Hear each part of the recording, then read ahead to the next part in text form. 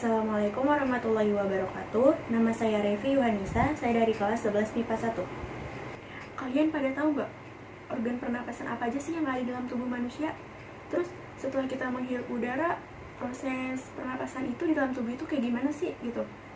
Nah, maka dari itu, kami dari kelompok 5 ingin mempresentasikan tentang organ-organ pernapasan pada manusia dan bagaimana proses pernapasan di dalam tubuh manusia menggunakan alat peraga. Manusia membutuhkan suplai oksigen atau yang dikenal dengan O2.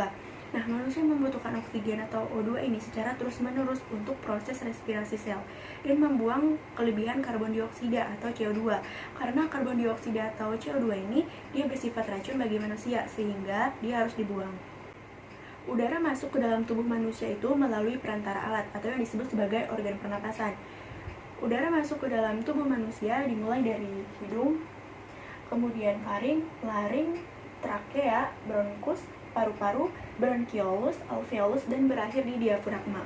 Nah, di sini kita akan bahas satu persatu tentang organ pernapasan yang ada di sini. Yang pertama yaitu hidung. Hidung merupakan organ pernapasan pertama yang dilalui udara luar yang masuk ke dalam tubuh manusia. Nah, di dalam hidung itu terdapat rambut dan juga selaput lendir, di mana memiliki fungsi yaitu sebagai penyaring partikel kasar yang terbawa masuk oleh udara dan juga sebagai penyaring partikel halus yang terbawa masuk bersama udara. Selain itu juga memiliki fungsi yaitu menghangatkan udara oleh mukosa dan juga membunuh kuman-kuman yang masuk gitu oleh leukosit. Nah, setelah udara masuk melalui hidung, selanjutnya udara akan masuk melalui faring. Nah, faring merupakan percabangan dua saluran. Yang pertama yaitu saluran tenggorokan yang merupakan saluran pernapasan. Yang kedua yaitu saluran kerongkongan yang merupakan saluran pencernaan. Nah, faring dibagi menjadi 3 bagian. Yang pertama yaitu nasofaring. Nah, nasofaring ini terletak di bagian paling atas yang terdiri dari langit-langit mulut, baik yang lunak maupun yang keras. Nah, yang kedua yaitu orofaring. Nah, orofaring ini terletak di bagian tengah yang terdiri dari uvula dan amandel. Yang terakhir yaitu laringofaring. Nah, laringofaring ini yaitu terletak di bagian paling bawah yang terdiri dari epiglotis. Apa sih epiglotis itu? Nah, epiglotis adalah katup yang berbentuk daun yang akan menutup saluran pernapasan saat kita akan menelan makanan ataupun minuman. Fungsinya yaitu agar makanan atau minuman yang kita telan itu tidak masuk ke dalam saluran pernapasan. Nama saya Seviana Deka Putri, saya dari kelas 11 MIPA 1. Di sini saya akan sedikit menjelaskan tentang faring. Faring atau yang biasa kita sebut dengan tenggorokan adalah saluran nafas yang berbentuk pipa dengan panjang sekitar 15 cm. Saluran faring ini dimulai dari belakang hidung menuju ke rongga mulut hingga ke batang tenggorokan.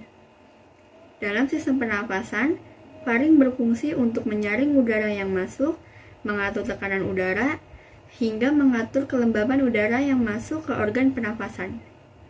Selanjutnya laring adalah pangkal trakea yang terdapat pada bagian faring, dan laring ini adalah tempat terletaknya pita suara, sehingga laring merupakan tempat dihasilkannya suara. Assalamualaikum warahmatullahi wabarakatuh. Saya Septia Dwi Cahyani, saya akan menjelaskan tentang trakea. Trakea adalah saluran pernafasan berbentuk pipa yang terdiri dari tulang rawan dan otot. Sepertiga bagian trakea terletak di leher dan selebihnya terletak di mediastinum. Halo, saya Rizka Aulia. Di sini saya akan menjelaskan sistem pernapasan bagian bronkus. Bronkus adalah saluran pernapasan yang terdapat di rongga dada. Saluran ini merupakan hasil dari percabangan primer. Saluran utama pernapasan yaitu trakea atau tenggorokan. Lalu bronkus juga memiliki struktur, diantaranya yaitu jaringan epitel, lamina propria, jaringan otot, dan tulang rawan. Adapun fungsi dari bronkus yaitu menyaring udara pernapasan, melembutkan udara pernapasan, menangkap kotoran yang masuk bersama udara pernapasan, menyalurkan oksigen dari lingkungan ke dalam tubuh, menyalurkan karbon dioksida dari dalam tubuh ke lingkungan, lalu menghubungkan trakea dengan paru-paru, dan yang terakhir menopang paru-paru. Paru-paru merupakan organ respirasi yang berhubungan dengan sistem pernapasan dan sirkulasi dalam tubuh vertebrata yang bernapas dengan udara.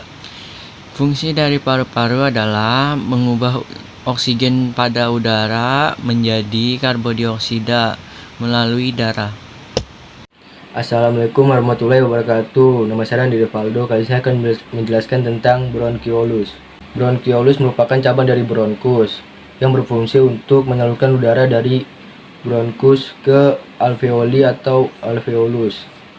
Selain itu juga berfungsi untuk mengontrol jumlah udara yang masuk dan keluar saat bernapas berlangsung.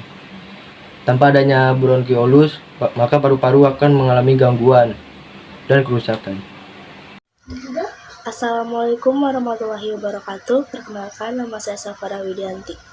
Alveolus merupakan bagian dari paru-paru yang mempunyai bentuk unik mirip kantong kecil yang berkerumus seperti buah anggur. Alveolus merupakan salah satu bagian dari sistem pernafasan manusia yang mempunyai fungsi penting, yaitu sebagai tempat pertukaran oksigen dan karbon dioksida di dalam paru-paru. Letak alveolus ada di ujung bronkial dengan jumlah yang sangat banyak, yakni sekitar 480 juta kantung. Ukurannya sangat kecil sehingga sulit dilihat menggunakan mata telanjang. Walaupun kecil, namun perannya sangat penting bagi tubuh kita. Ketika kamu berbicara dan menarik nafas, bahu kamu naik, ini berarti kamu masih menggunakan pernafasan dada. Tapi ketika kamu berbicara yang maju adalah perut, dan bahu kamu tetap sejajar, ini berarti kamu sudah menggunakan pernafasan diafragma.